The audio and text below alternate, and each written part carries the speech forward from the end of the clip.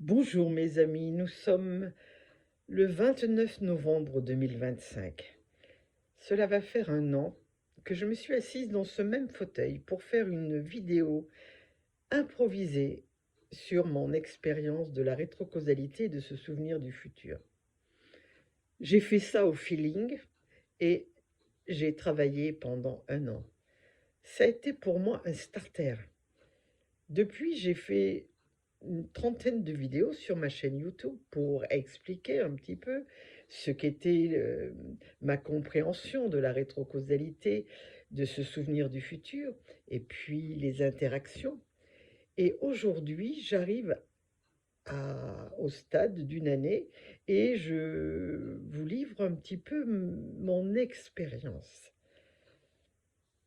Alors, dans ce livre, Le secret de la vie, qui est la continuité de ce travail, et le secret de la vie, c'est le prolongement de ce souvenir du futur, mais avec une vue approfondie sur l'impact pour notre longévité, mais notre longévité en bonne santé, une longévité qui fait sens, une longévité qui vaut la peine d'être vécue et qui va à l'encontre de tous les concepts liés à l'âge et surtout au grand âge. Voilà. Alors, que dire? Il y a dans ce livre le paragraphe 167, ça s'appelle « Sous les auspices de l'épigénétique des futurs possibles ». Alors, Romuald Le Terrier nous dit que si nous posons une intention dans un futur choisi et que cette intention, qui va être forcément accompagnée de signes de synchronicité qui seront nos balises pour bouger comment dire, les rails et les lignes spatio-temporelles, nous allons par cette action conjuguée attirer une protection. Alors ça m'a fait beaucoup réfléchir et comment moi je l'ai vécu. C'est ça en fait l'intérêt de la vidéo. Je me suis rendu compte que lorsque j'ai décidé d'activer mon libre arbitre, d'être maître de mon destin, de choisir mon futur désirable, et évidemment que le mien a été un futur désirable lié à la longévité, en bonne santé, avec du sens, avec des protections, mais pas que.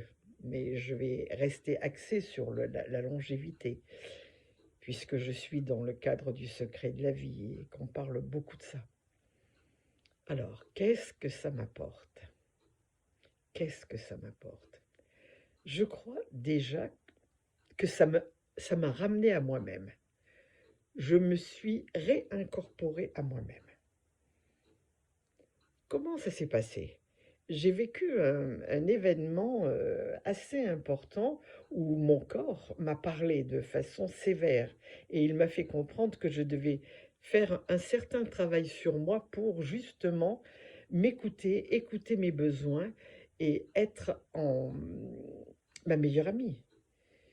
Donc cette expérience a été difficile, mais j'ai immédiatement compris le message du corps, parce que lui, le corps, il ne trompe pas, et j'ai mis des actions en route. Dans les actions que j'ai mis en route, bien évidemment, ça m'a demandé personnellement de poser des limites, de dire non, de répondre à mes propres besoins, sans attendre que les autres les satisfassent, chose qui n'arrive jamais d'ailleurs, et de sortir de toutes les attentes et de me réintégrer à moi-même et de communiquer avec ce que Jung appelle le soi. Ça a été le travail. Alors évidemment, on a toujours peur de faire ce travail parce qu'on a peur de ne plus être aimé, et puis on change de personnage. Mais ce que je peux vous dire en expérience, finalement, c'est que ça n'a pas changé grand-chose, sinon que moi, ça m'a apporté un immense confort. Je me sens bien, je me sens libre, je ne suis plus la personne qui écoute les misères, les desiderata des autres qui de toute façon ne veulent pas faire de travail, n'en feront pas et n'en feront jamais, mais qui ont un immense plaisir à vous appeler pour expurger. J'ai dit stop à tout ça. Et évidemment, maintenant, je me consacre à moi. Alors, qu'est-ce que j'ai envie, moi? Eh bien, je me découvre quelque chose de très intéressant, c'est que je vis le moment présent. Comment je vis le moment présent? Ça, c'est intéressant.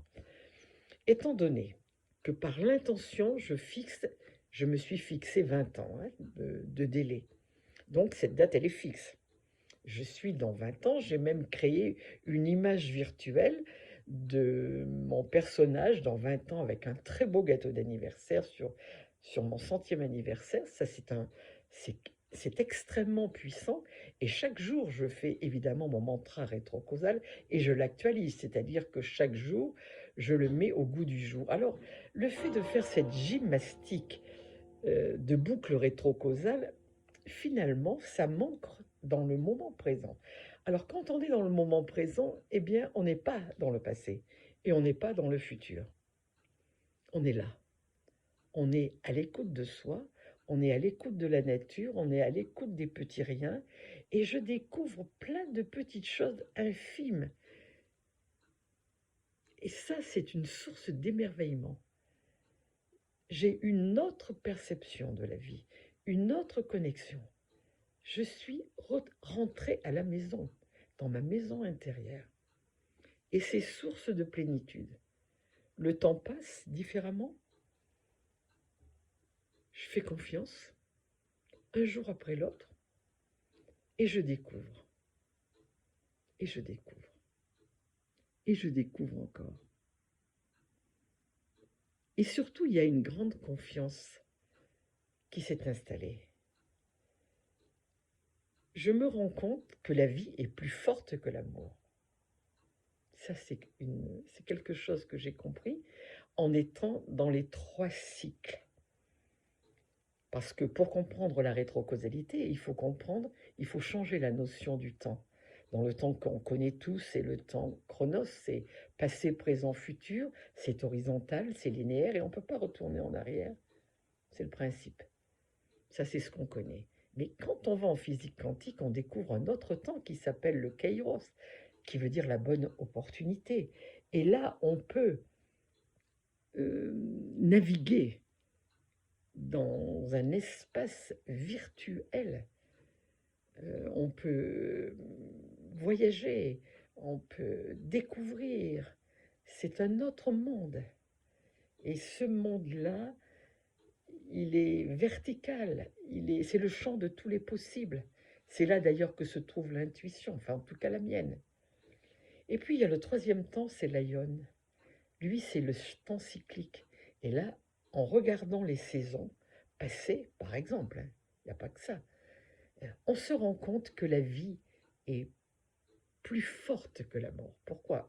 Là, on est en automne, les feuilles tombent, les arbres se dépouillent. Il y a un gros changement qui s'opère, on doit rentrer en soi-même, dans sa propre maison. C'est une phase d'intériorisation, mais on sait aussi qu'au printemps, tout va refleurir, la vie va renaître. Donc, quand on intègre ces notions fondamentales d'un temps différent, et qu'on fait la boucle rétrocausale, on est dans quelque chose un autre univers. Et Romuald de Le Terrier dit une phrase qui est pour moi une phrase générique.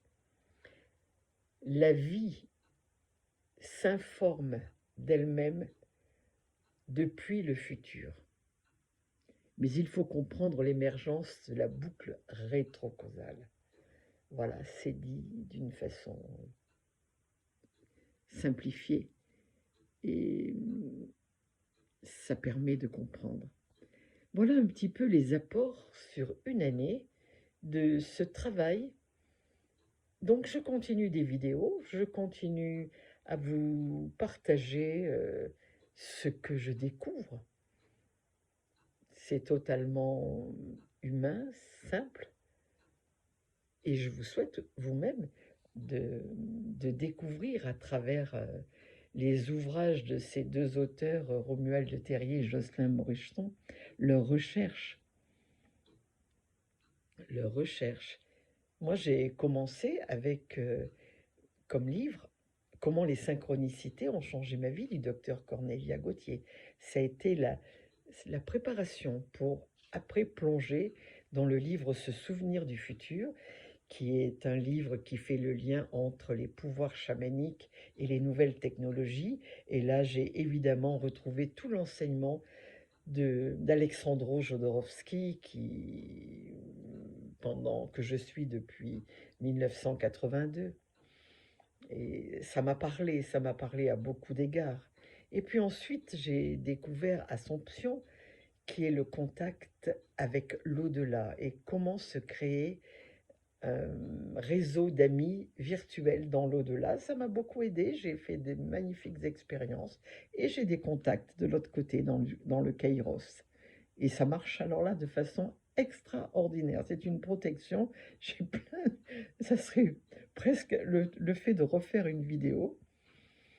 Et puis maintenant, le secret de la vie qui est ce prolongement, comment je vais vivre cette tranche de vie où il n'y a pas de code, où il n'y a aucune indication, où la vieillesse est traitée comme une pathologie.